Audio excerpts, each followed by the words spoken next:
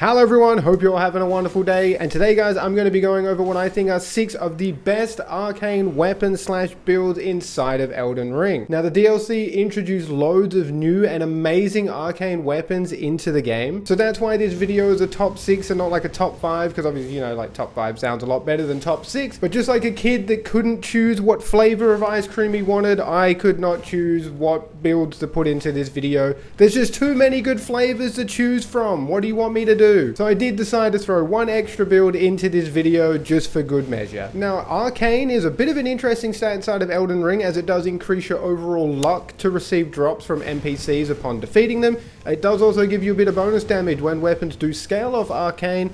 But the main important thing, the main reason people like to put their points into Arcane is the fact that it makes status effects trigger quicker, which you don't need to be an expert to work out that is friggin' huge. Arcane does actually increase the build-up rate for bleed and poison and some other really niche status effects, but bleed and poison are the two we want to focus on, the two we want to talk about, because they're two of arguably the strongest status effect inside of Elden Ring, especially when it comes to PvE. Now do not worry, not all of these are going to be bleed builds for any of you that are just sick of seeing bleed builds over and over and over again. But hold your breath, because I'm about to give you the cold water. Unfortunately, more than half of the build I will be showcasing will be including bleed into the equation, so No, I was going to be sorry, but no, I'm not sorry, because bleed builds fucking rock, and yeah, you should be happy that there's more of them. Well, let's not muck around any along with the intro, let's jump straight into it. So the first arcane weapon slash build that we are going to talk about, the one that's going to start us off on this list,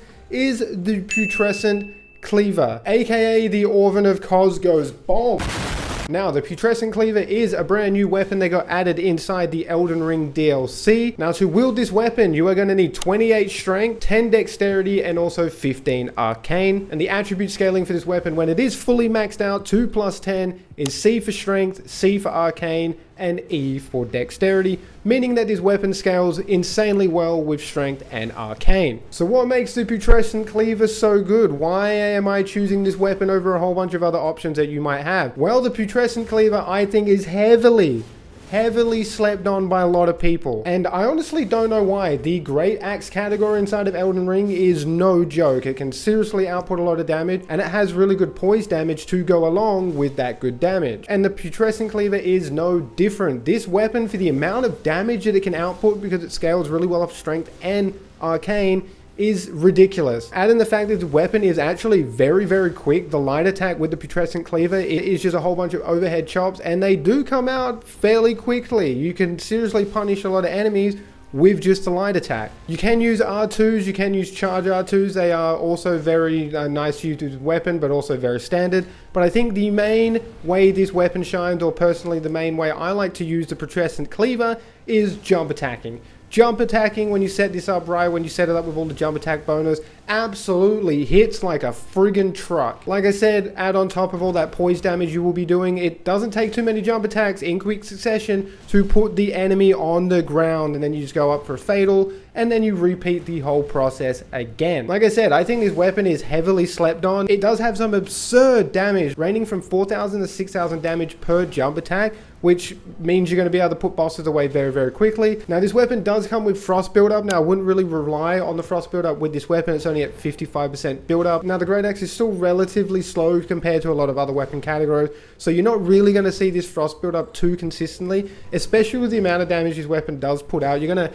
kill a lot of the enemies before they even get a chance to see that frost buildup on them. But I have noticed in the harder, more long drawn out fights like Radahn and all these bosses that have high health pools, and they're much more of an endurance fight, you will see the frost buildup, and boy does it come in clutch. So while you're not going to be relying on that frost buildup, it is still very nice to have on the Putrescent Cleaver. Don't want to go over it too much, but the Asher War Spinning Guillotine is also no joke of an Asher War. If you're 1v1 against a really hard elite NPC, this will chain CC them. It just keeps staggering them the more inputs you put in. You can obviously just keep spamming the Asher War. That is a great way to keep chain CCing enemies. Or when you use the Asher War, you can follow it with an R2 and you will do like a massive spin forward. And that also does some pretty fantastic damage as well as good poise damage. Alright, moving on over to the armor and talismans that we are running with this build. We do have the Mushroom Crown. I'll explain why we're using that in a second. I've got the Gravebird's Black Quill Armor, I've got Rakasar's Gauntlets, I've got the Rakasar Greaves, I have the Kindred of Rot's Exaltation, Claw Talisman, Two-Handed Sword Talisman, and also the Rotten Wing Sword Insignia. So the main reason we have Kindred of Rot's Exaltation and the Poison Hand and Mushroom Crown is because using the Deadly Poison Perfume Bottle, Ash of War will self-poison yourself. And if you self-poison yourself, it still gives you all of these bonus from these items. Now this is very situational, it's very niche, but getting a nice whopping 41.2, 41.7% increase to all damage is insane to pass up. You're just silly, literally passing up 40% increase to damage, especially when we're talking about a weapon that already does good damage.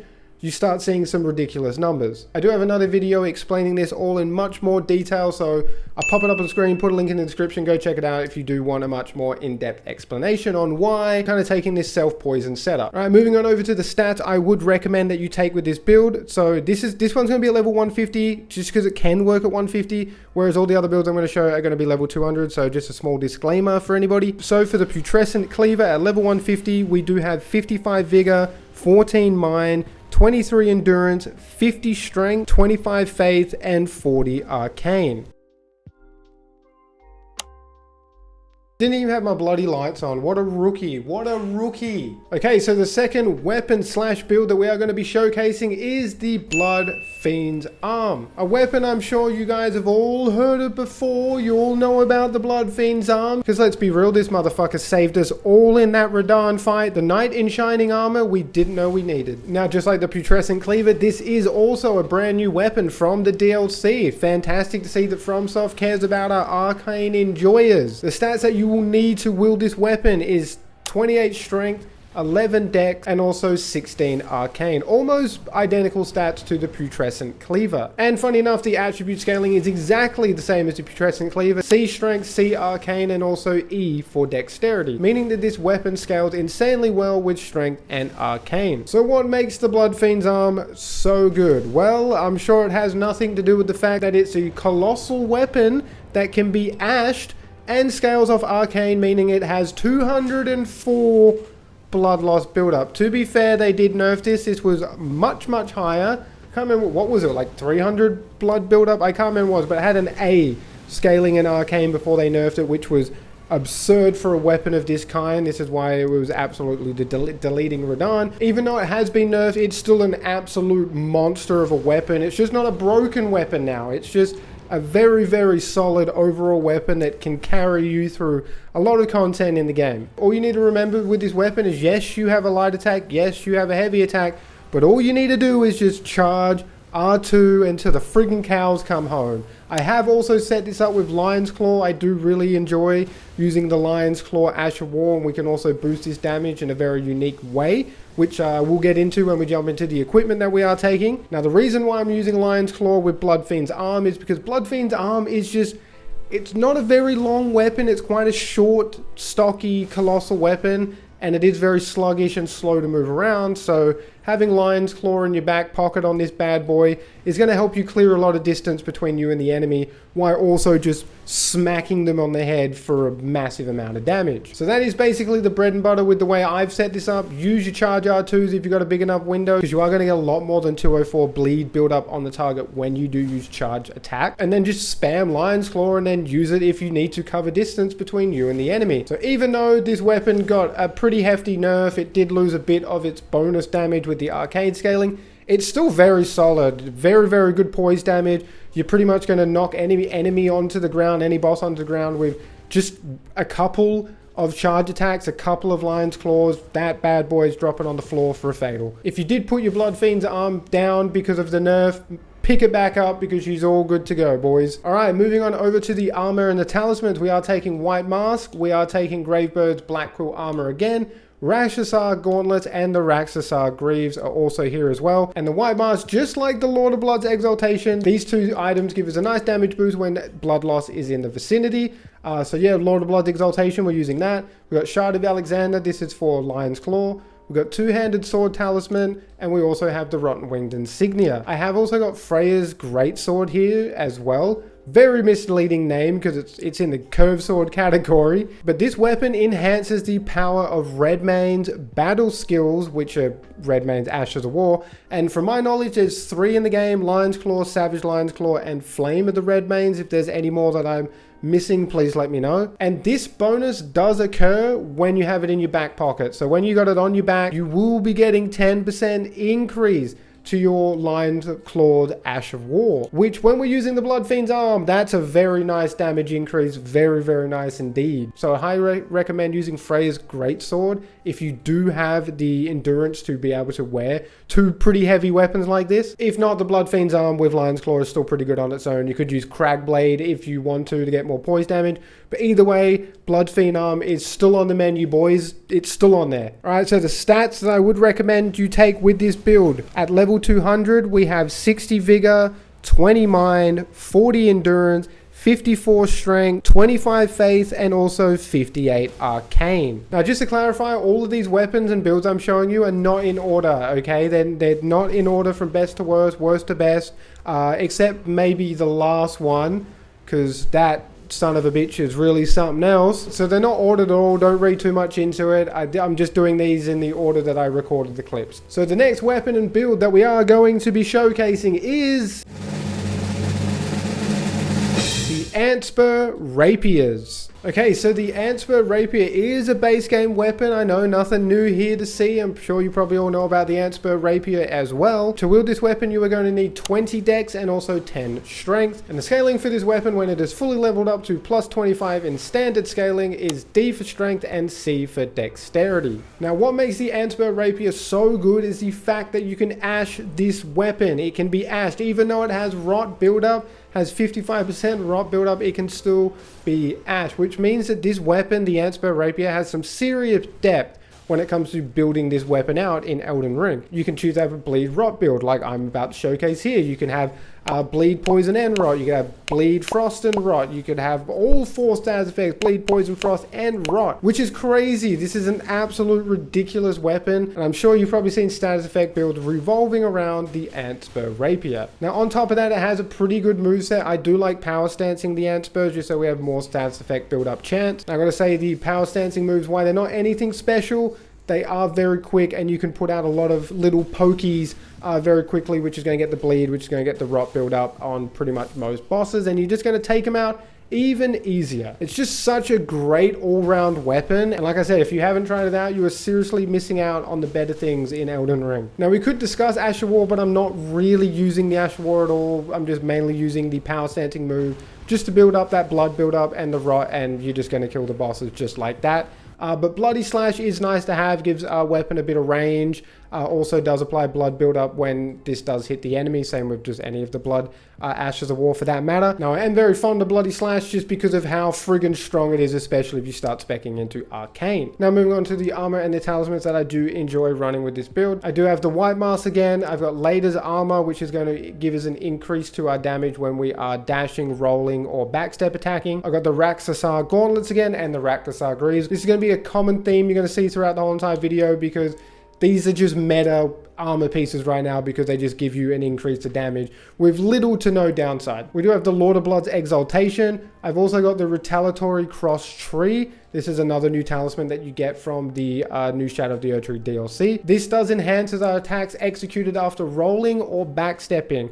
I find, especially with Radahn and a lot of the harder bosses in the DLC, just roll attacking with the Antspur Rapiers is so crisp, it's so smooth. You're going to find a lot of windows in on the bosses just doing this, and you're just going to be chipping away at them, getting those bleed procs, and before you know it, they are going to be dead. And the Retaliatory Cross Tree and Lader's Armor is going to give you a nice, like 27 to 30% increased damage when you dodge attack. So yeah, that's kind of nice. And we are also taking Millicent's Prosthesis and the Rotten Wing Sword insignia as well. And now for the stats, I would recommend if you are going to run this build, at level 200, we have 60 Vigor, 20 Mind, 30 Endurance, 20 Strength, 55 Dexterity, 25 Faith, and 60 Arcane. So the Antspur Rapier is an absolutely no joke inside Elden Ring and also the Elden Ring DLC. So if you haven't checked them out, I highly recommend them. Okay, so next arcane build that we are going to be showcasing revolves around a new Ash of War that actually got added into the DLC. The poison flower blooms twice. I don't know how they couldn't manage to make this name smaller, but it is what it is. Now, my main personal preference with this Ash of War is to throw it on a bunch of flambergers, power stance those bastards so we look like a badass poison gladiator, and then we profit. Now, the flambergers are a base game weapon. Sorry, nothing special here, but I do enjoy using the flambergers. They're just a really great weapon. To wield the flamberger, you are going to need 15 strength and also 14 dexterity. And when this weapon is leveled all the way up to plus 25, its scaling will be B for dex and D for strength, meaning this weapon scales very well with dexterity. Now, what makes this build so enjoyable to play? Well, the main reason this build is so enjoyable to play is that Ash of War. The poison flower blooms twice, because it is seriously fun to use. The main way you want to use this is you just want to apply poison on the target. That's why we got 2 flambergers with poison affinity, to get the poison on the target as quickly as possible so we can kick it off them. Literally boot them so hard that the poison falls off them. I mean, they explode for damage and the poison falls off them, but I like to think that we kick them that hard that we kick the friggin' poison out of them. You can also use this Ash of War. You can spam this Ash of War and you will apply rot on the target, and then you just use the Ash of War again, and then they'll explode for big damage and that rot dot will fall off, so then you can reapply it again. Now, this is really great for those poison increasing items. The buff only lasts for 20 seconds. Apply poison, wait 20 seconds, kick that shit off, reapply poison again. Everything all good, boys. Damage buff is back on and we're ready to lay on some more damage. And the flambergers are fantastic with this setup as well, because they also come with bleed already natively on the weapons, and then when you scale it with Arcane, it does have 70 bleed buildup. We're using 2 flambergers, that's 140 bleed buildup with our weapons, which is pretty respectable. You're not going to get bleed all the time, but it is definitely going to poke its little head out and ruin the boss's day. And the main way I like using the flambergers is just jump attack all day, baby. The jump attack power stance with flamberge is really quick. Like, it's relatively quick. I was surprised at the recovery speed. When you do a jump attack, you just jump, smack, and then you can just instantly go back up and just keep jumping. You get into a nice rhythm in bosses' windows or enemies' windows where you can just lay on a lot of jump attacks, and then there's the poison, there's the bleed, there's the flower blooms twice. Game over. It's a seriously fun setup, and if you haven't tried the flower blooms twice on the Flamberg, you're missing out. Now, moving on over to the armor and talismans that we are running for this setup. For the armor, we do have Mushroom Crown. This is going to give us a nice 10% increase when poison is in the vicinity. We are running 2 flambergers with poison. Poison is going to apply on the enemy very quickly. We do have the Gravebird's Blackquill armor. Again, this is another jump build, so this is just going to increase our jump attacks.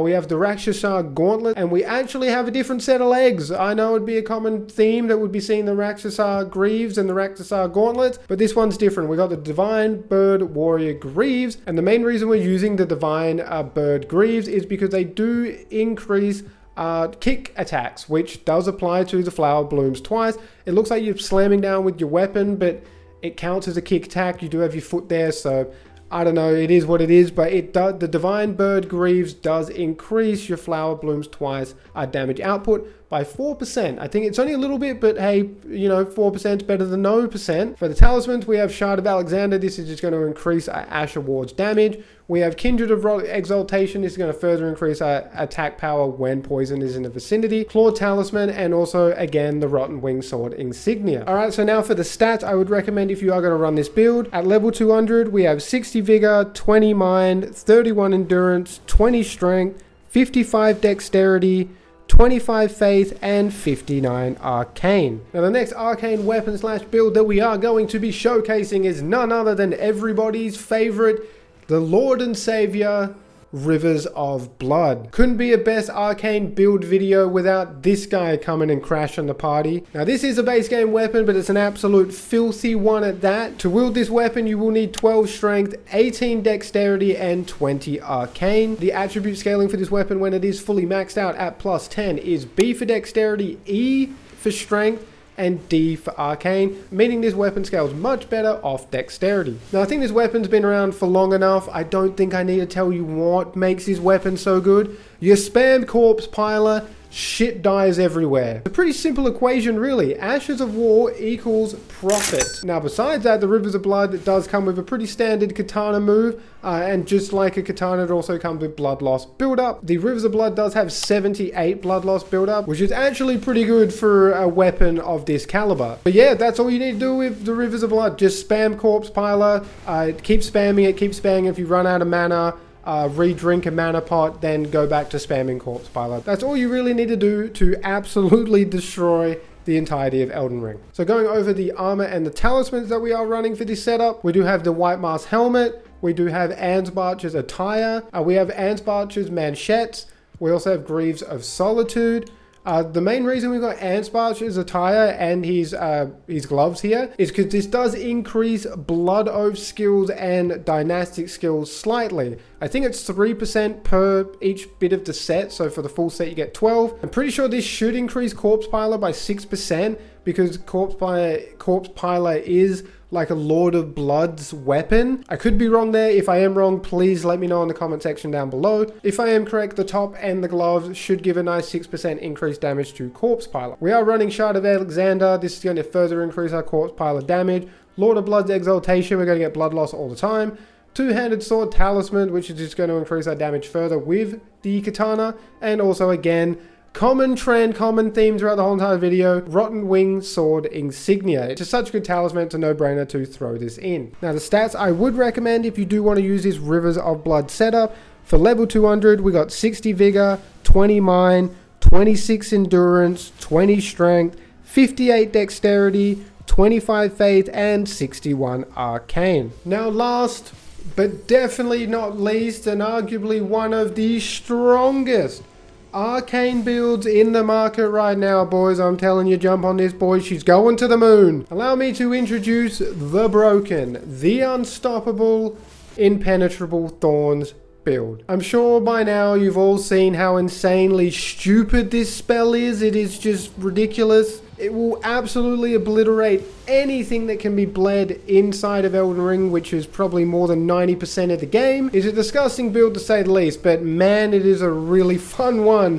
to actually use, and you know it's just going to get nerfed eventually, so enjoy it while it lasts. So the way we can take advantage of the new Impenetrable Thorn spell the most is if we use a staff that scales off Arcane. Luckily for us, FromSoft added a new Arcane scaling staff into the DLC, and that staff is the Maternal Staff. Now to use the Maternal Staff, you're going to need 7 Strength, 21 Intelligence, and also 21 Arcane. So when this staff is fully leveled up to plus 25, the scaling for this weapon is D in Strength, A in Intelligence, and A in Arcane. Meaning spells like the Thorns that have status effect associated with them are going to excel extremely well with this staff. So to cast the Impenetrable Thorns, you will need 24 Faith. And funny enough, even though you need 24 Faith, this spell still scales off Intelligence, I'm pretty sure. So what makes this build so enjoyable to use? Well, unless you've been sleeping under a rock or you don't get on the internet much, you probably know exactly what I'm going to tell you here.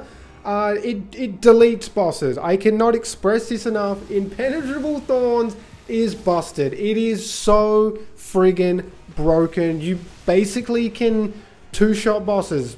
That's it. That's all. What more do you want me to say? 2 shots and the boss is dead. Most of the time it's 2 shots, so phase and you 2-shot them again and it's game over. So most fights don't last longer than 15 seconds. Now you're probably thinking to yourself, is it really that easy? Is it really that easy, Aussie, to just instantly delete bosses? Yes and no. Now the Impenetrable Thorns work in a weird way. When you do use this spell, it shoots out 3 lines of thorns, and each of these lines will hit an enemy if the enemy is there. However, if the enemy is close enough to you when you cast this spell, all 3 lines of those thorns will hit the same target, getting this massive, like, rosebud looking thorn obstruction just going straight through them, skewering all their insides, blood's going everywhere. And yeah, that boss is having a pretty bad day. So yeah, this spell is just insanely strong with little to no downside. You don't even want to charge it. The funny thing is you don't even want to charge it. It just takes too long. just keep spamming it, just keep spamming the normal spell, uncharge, and you're going to get the exact same results, if not better, if you were to have charged that spell. So going over the armor and the talismans that we are running with this setup, we do have, big surprise, the white mask again. It's made it back. Yes, we are using white mask because thorns apply bleed, so we're going to get that nice 10% damage increase.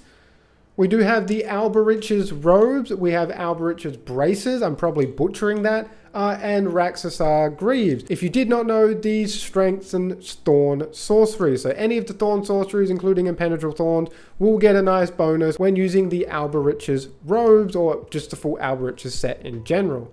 The main reason we're not wearing the hat is the hat only gives 2%, whereas white mask when bleeding is in the vicinity, you get 10%. Much bigger increase, so that's why we're not wearing the pointy hat. For the talismans, we do have the Graven Mass talisman, we do have Lord of Blood's Exaltation, Radigan's Icon, and also Kindred of Rot Exaltation. The main reason we have Kindred of Rot is because we are using the self-applying poison buffing method, where we use poison perfume bottles, Ash of War, self-apply poison, and you will get the Poison Hand attack bonus, as well as Kindred of Rot's Exaltation attack bonus, which is about 30%, so 30% damage for 20 seconds is very, very strong, considering that most fights don't last longer than 20 seconds when you're using impenetrable thorns. Radigan's Icon is going to speed up spellcasting. We all know what Lord of Blood's Exaltation is for, and Graven's Mass Talisman is going to boost the potency of our sorceries. Now, the stats I would recommend if you are going to run this build at level 200, we have 60 Vigor, 24 Mind, 25 Endurance, 55 Intelligence, 33 Faith, and also 60 Arcane. The main reason we have 33 Faith is so that you can use Howler's Brewery, which is going to give us a 25% increase to all damage. And that is basically it for the video, guys. Hopefully all these build setups did help you. Let me know what your favorite Arcane build setup is in the comment section below. Is there anything that I showed off, or is it maybe something different that I totally didn't talk about? Let me know. Now, I don't want to keep you guys here any longer than you need to be. I think this was a little bit of a long video on my part, so I appreciate all the love and support as always, guys, and until next time, stay safe, peace out.